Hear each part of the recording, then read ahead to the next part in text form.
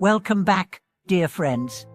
It's a joy and honor to be with you once again in this shared space of reflection and growth. If you're new here, welcome to our community, one that values truth over noise, depth over appearance, and wisdom over empty flair. Be sure to subscribe and turn on the bell so you don't miss any of our upcoming episodes rooted in timeless insights. Today we are diving into a topic that strikes at the heart of success, failure, and the often invisible rules of life. Why is it that those who constantly show off their talents and intelligence often face setbacks, while those who stay humble, reserved, and seemingly ordinary seem to thrive in the long run? This is not just a matter of strategy, it's a reflection of spiritual maturity. In today's world, we are told to shine, to speak up, to stand out, to own the room. We are encouraged to post, brag, display, and dominate. And yes, confidence is valuable. Expression is important. But there's a difference between authentic presence and aggressive display. The ancient sages understood something many have forgotten: the sword kept in its sheath lasts longer. The tree that bends with the wind survives the storm, and the river that flows silently nourishes everything in its path. Let's begin with a story. There once was a brilliant scholar named Liang. He was known far and wide for his unmatched intelligence and eloquence. Every discussion he entered, he dominated. Every competition, he crushed. He was quick to correct others, eager to showcase his superiority. At first, he rose quickly. But over time, his peers began to avoid him. Teachers grew wary. Doors began to close not because he lacked ability, but because he made others feel small. His light was too blinding.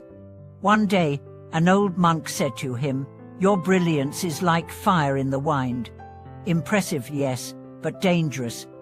Should I dim myself to make others feel comfortable?" Liang asked. "No," the monk replied.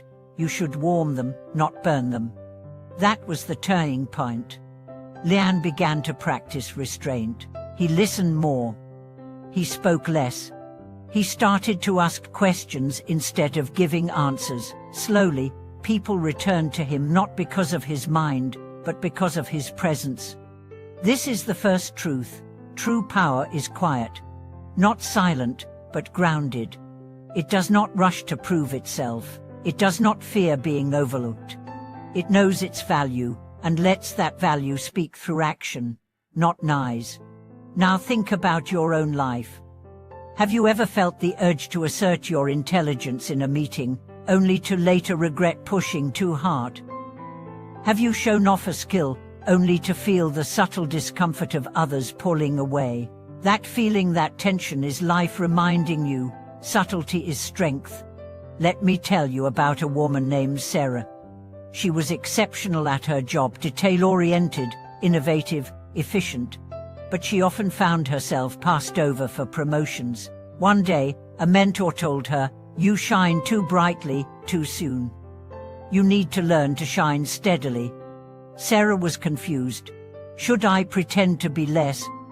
"No," the mentor said.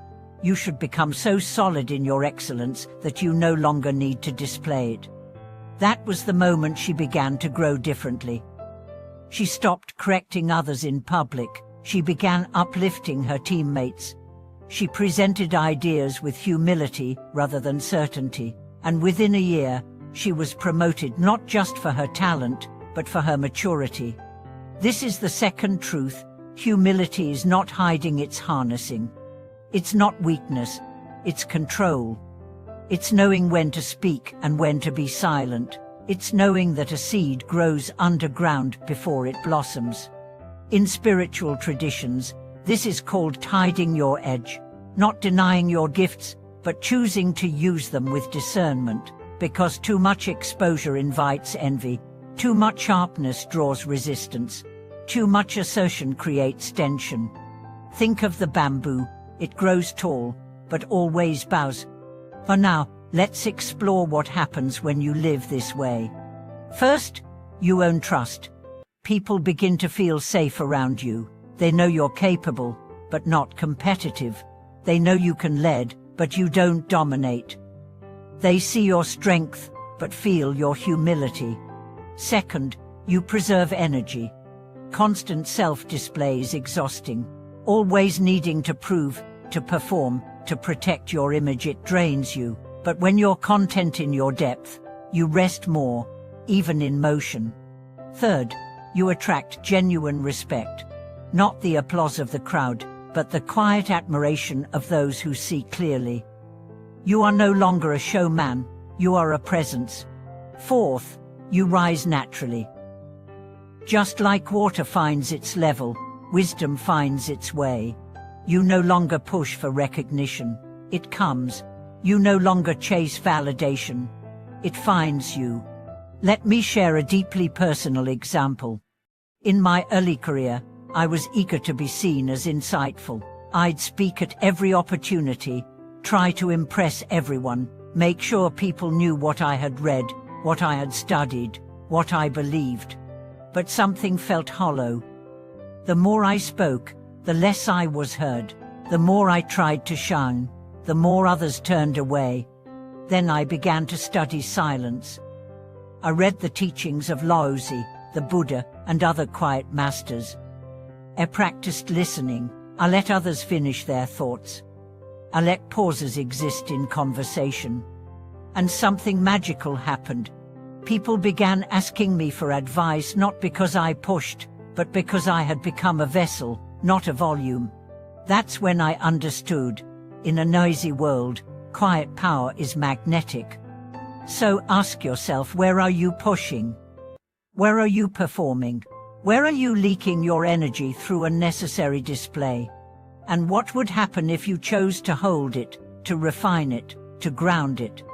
This is not about being invisible. It's about becoming undeniable.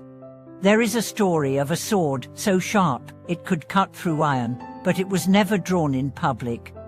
It hung quietly in the master's chamber, and everyone knew this was not a weapon of show. It was a blade of purpose. Be that blade. Let your life speak for itself. Let your excellence be discovered, not declared. Let your strength be felt, not forced. And when the time comes to act, act fully.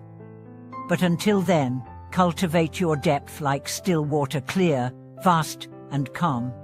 Thank you for watching this video. If this message touched something in you, please leave a comment below. Share your own journey from noise to presence, from display to depth. Like, subscribe, and stay close as we continue to explore truths that liberate and transform. Until next time, walk humbly, act wisely, and trust the quiet power within you.